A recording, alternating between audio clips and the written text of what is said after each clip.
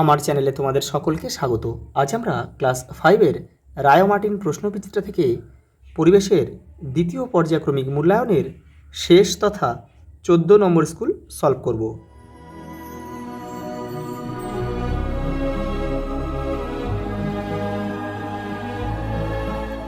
দেখো, এক দাগের সঠিক উত্তরটি নির্বাচন করো। বীরভূম জেলার মধ্যে দিয়ে প্রবাহিত একটি নদী হলো ময়ূরাক্ষী। ময়ূরাক্ষী ও অজয়ও কিন্তু বীরভূমের মধ্যে দিয়ে প্রবাহিত। পরেরটা দেখো, বক্সা অরণ্যের প্রবেশদ্বার হচ্ছে আলিপুর দুয়ার। একটি লুপ্তপ্রায় মাছ হলো রুই, কাতলা, চিংড়ি, এখানে এই সরপুঁটি। অপশান ঘ আমাদের সঠিক উত্তর। সুন্দরবনের পশ্চিমবঙ্গের অংশে দ্বীপ রয়েছে কটা? তো এখানে অপশানগুলো কিন্তু দেখো বইয়ের সাথে একটা মিলছে না, 102টি। একটু দেখে নাও, এই দেখো পশ্চিমবঙ্গের অংশটা 102টি দ্বীপ আছে। দেখো তার মধ্যে 48টায় ঘন বন আছে, বসতি নেই। 54টায় মানুষ বেশ কিছু বন কেটে বসতি করেছে। পরেরটা দেখো, চিত্তরঞ্জন রেল ইঞ্জিন কারখানা যে জেলায় অবস্থিত সেটা হচ্ছে পশ্চিম বর্ধমান। পরেরটা দেখো, শূন্যস্থান পূরণ করো। দেখো প্রথম প্রশ্ন, ধান ঝাড়া ও কাটার যন্ত্রের নাম হচ্ছে, আধুনিক যন্ত্র হচ্ছে হারভেস্টার।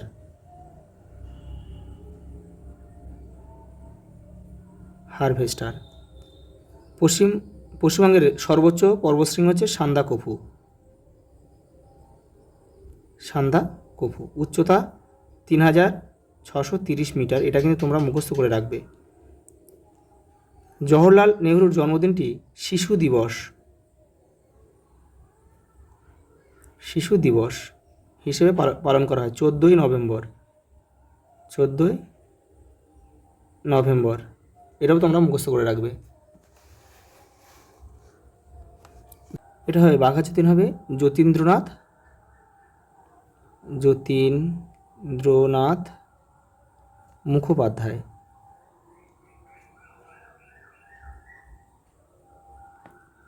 পরে দেখো, সাদা অর্কিডের শহর হলো কার্শিয়াং।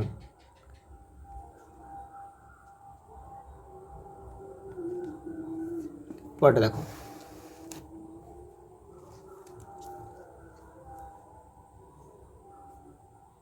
কোন জেলা টেরাকোটা শিল্পের জন্য বিখ্যাত?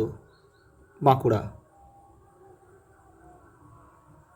বাঁকুড়ার শহরটার নাম হচ্ছে বিষ্ণুপুর। বাঁকুড়ার বিষ্ণুপুর, মানে জেলা বলেছে, তোমরা শুধু বাঁকুড়া লিখলে কিন্তু হয়ে যাবে। শ্বাসমূল কি? দেখে নাও। দেখো তোমরা এখান থেকে লিখবে, তোমাদের বইয়ের এটা কিন্তু 72 নম্বর পেজ। লিখবে যে ম্যানগ্রোভ উদ্ভিদের মূল মাটি থেকে উপরে উঠে আসে আর তার সাহায্যে বাতাস থেকে অক্সিজেন নেয়, একে শ্বাসমূল বলে। এটুকু লিখলে হয়ে যাবে। পরেরটা দেখো, স্বাধীন ভারতের প্রথম শিক্ষামন্ত্রী কে ছিলেন? মৌলানা আবুল কালাম আজাদ। আবুল কালাম আজাদ।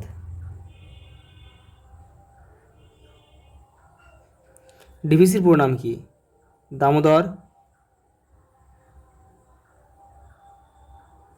Damodar valley corporation. পরেরটা দেখো, ভারতের স্বাধীনতা সংগ্রামের সঙ্গে যুক্ত দুজন মহিলার নাম লেখো। মাতঙ্গিনী হাজরা,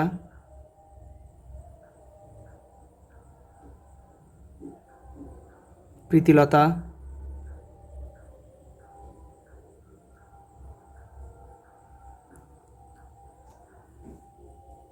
পরেরটা দেখো, কোন দুটি নদীর মিলিত নাম রূপনারায়ণ? দ্বারকেশ্বর আর শিলাবতী। দ্বারকেশ্বর ও শিলাবতী।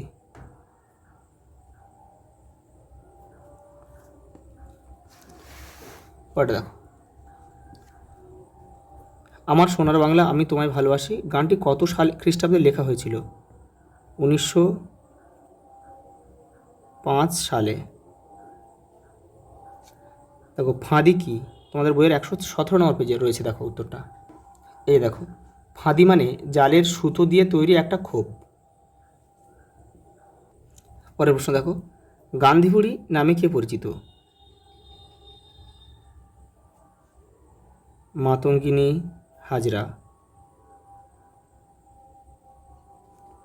আজাদ হিন্দ ফৌজ কে গঠন করেন? নেতাজি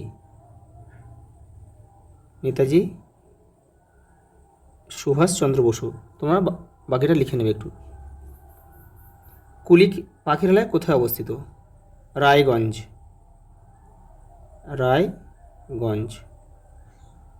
রায়গঞ্জে কুলিক নদীর তীরে। মাটির অস্বাভাবিক উপাদান কাকে বলে? উদাহরণ দাও, দেখে নাও।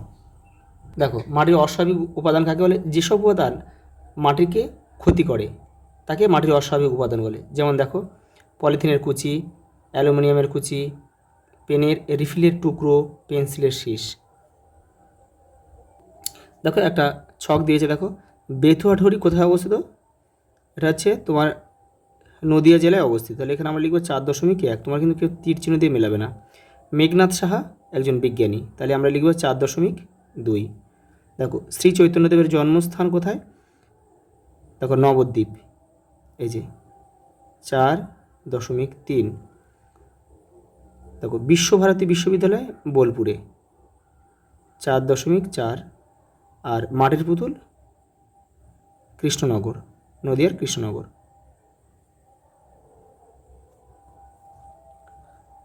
পরেরটা দেখো, গঙ্গা নদীর গতিপথ বর্ণনা করো। দেখো তোমাদের বইয়ের 68 নম্বর পেজে উত্তরটা রয়েছে। এই দেখো, উত্তরাখণ্ড রাজ্যের গঙ্গোত্রী হিমবাহের গোমুখ গুহা থেকে এর শুরু, অর্থাৎ গঙ্গার শুরু। উত্তরপ্রদেশ বিহারের মধ্যে দিয়ে এসে পশ্চিমবঙ্গের মুর্শিদাবাদ জেলায় ঢুকেছে। তারপর দুটো ভাগে ভাগ হয়ে গেছে। বেশি চওড়া ধারাটা চলে গেছে বাংলাদেশের ভেতর দিয়ে, তার নাম পদ্মা। আর অন্য ধারা পশ্চিমবঙ্গের ভেতর দিয়ে গেছে, এই ধারাটার নাম ভাগীরথী। হুগলি জেলায় এর নাম হুগলি নদী। শেষে ডায়মন্ড হারবার হলদিয়া পেরিয়ে আরও দক্ষিণে গিয়ে বঙ্গোপসাগরে মিশেছে, অর্থাৎ মোহনা হচ্ছে বঙ্গোপসাগর। পরেটা দেখো, ভারতের সবুজ বিপ্লব বলতে কী বোঝো? দেখো, 60-এর দশকের শেষে ভারতের কৃষিতে বিরাট পরিবর্তন আসে। উচ্চ ফলনশীল বীজ, সার, জলসেচ ও উন্নত প্রযুক্তির ব্যবহারে উৎপাদন বহুগুণে বেড়ে যায়, যা সবুজ বিপ্লব নামে পরিচিত। সবুজ বিপ্লব প্রধানত ধান ও গমের উপর হয়েছিল। দেখো পরের প্রশ্ন, অরণ্য সপ্তাহ পালন করা হয় কেন? দেখে নাও। লাস্ট প্রশ্ন দেখো, বিরসা মুন্ডা কেন বিখ্যাত? তোমাদের বইয়ের 95 নম্বর পেজে উত্তরটা রয়েছে, দেখে নাও। এই যে প্রথমে এখান থেকে এটা লিখবে, তারপরে তোমরা এখান থেকে এটা লিখবে। আজ এই পর্যন্ত, দেখা হবে পরের ভিডিওতে।